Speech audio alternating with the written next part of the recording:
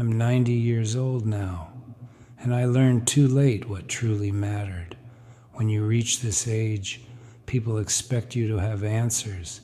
They imagine you figured life out, that you sit in some kind of peaceful wisdom. The truth is simpler than that. Mostly you just sit with your memories. Some are warm, some still ache. I wake up early these days, earlier than I used to. The house is quiet in a way it never was before.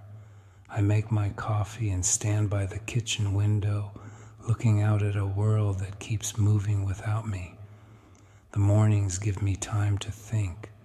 Too much time sometimes. I think about the things I chased, the things I worried over, the things I believed were important. And I wonder how I got so much of it wrong.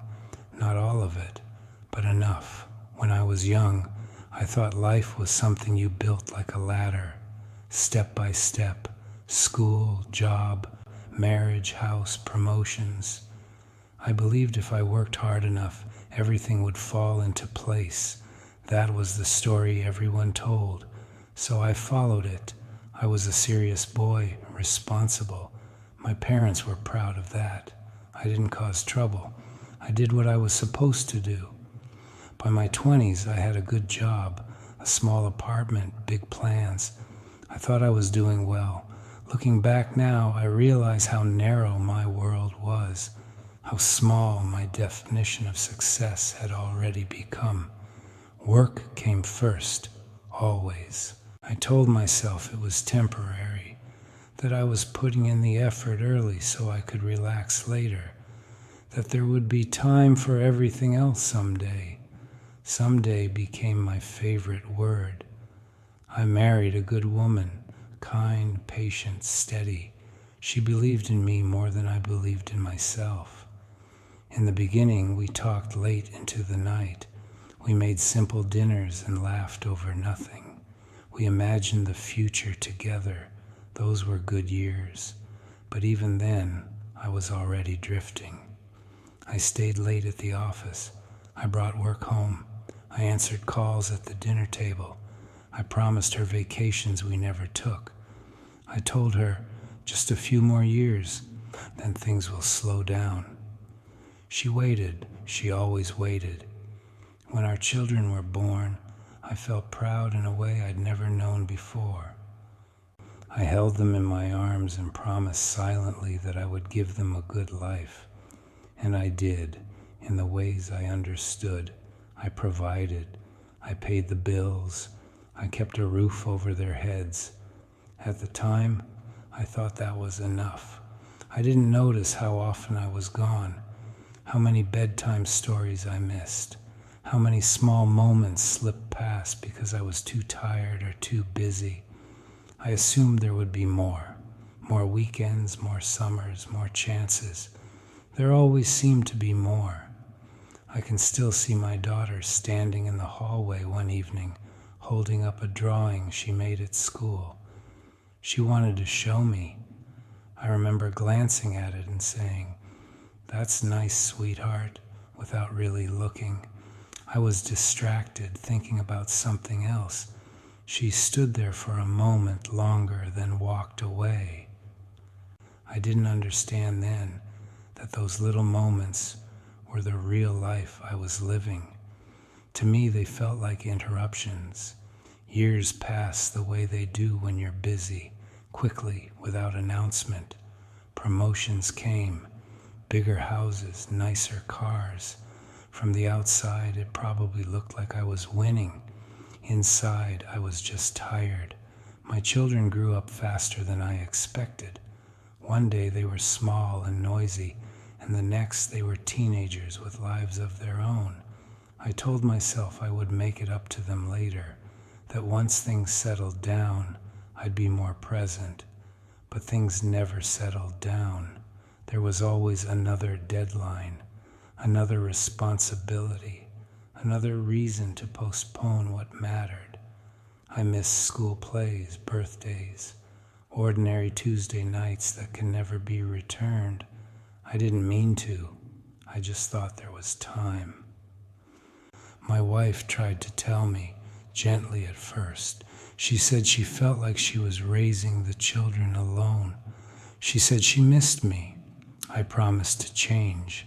I meant it when I said it, but promises are easy to make when you believe you'll have forever to keep them. By the time I slowed down, the house was already quiet. The kids had moved out. My wife and I sat across from each other at the kitchen table like two polite strangers. We loved each other, I know we did, but years of absence leave marks you can't always see. Retirement came eventually. I imagined it would feel like freedom. Instead, it felt strange, like stepping out of a loud room into sudden silence. I had built my identity around being busy, around being needed. Without that, I wasn't sure who I was. That's when I began to understand what I had traded away. Time. Not the hours on a clock, the real kind, the kind that lives inside moments. I tried to reconnect with my children as adults. We talked on the phone. We visited on holidays. They were kind to me, respectful, but there was a distance I couldn't cross. I was their father, but I hadn't always been there, and some gaps can't be filled after the fact. The hardest lesson came the year my wife got sick. It was sudden and slow at the same time, a strange kind of waiting. Doctor visits, quiet afternoons, long nights sitting beside her bed. In those months, I finally gave her what she had asked for all along, my full attention.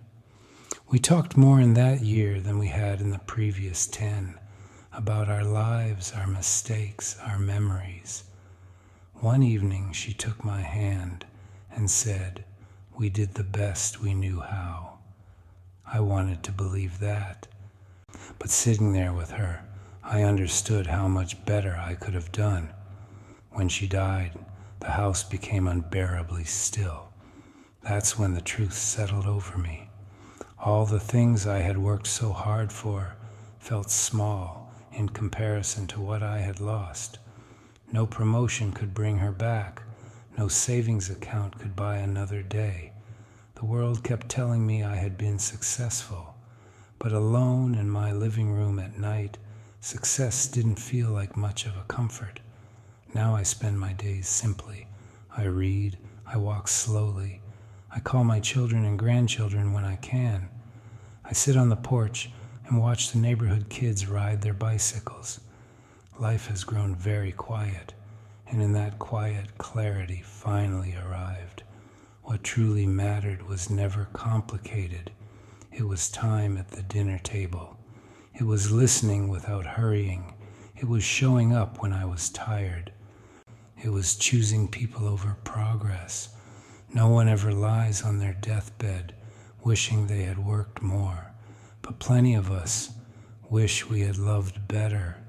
If I could go back, I would sit longer with the people I cared about. I would leave the office earlier.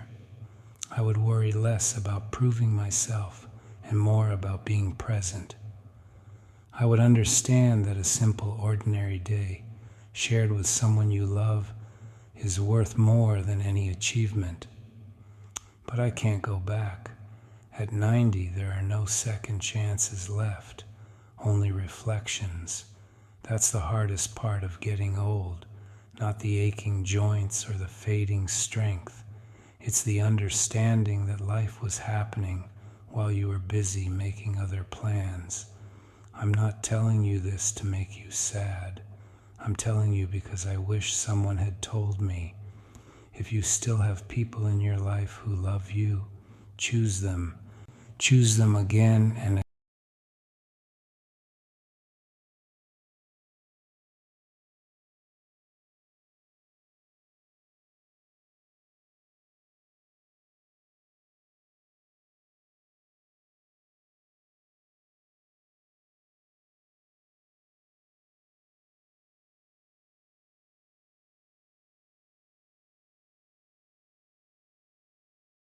Too late. So now I sit here with my coffee in the early morning light, grateful for what I still have and sorry for what I let slip away. 90 years sounds like a long time. In truth, it passes in the blink of an eye. If you're listening to this and you still have years ahead of you, don't make the mistake I made. Don't assume there will always be more time. There might not be. And when you reach the end, what you'll want most won't be the things you earned. It will be the moments you lived. That is what truly mattered all along.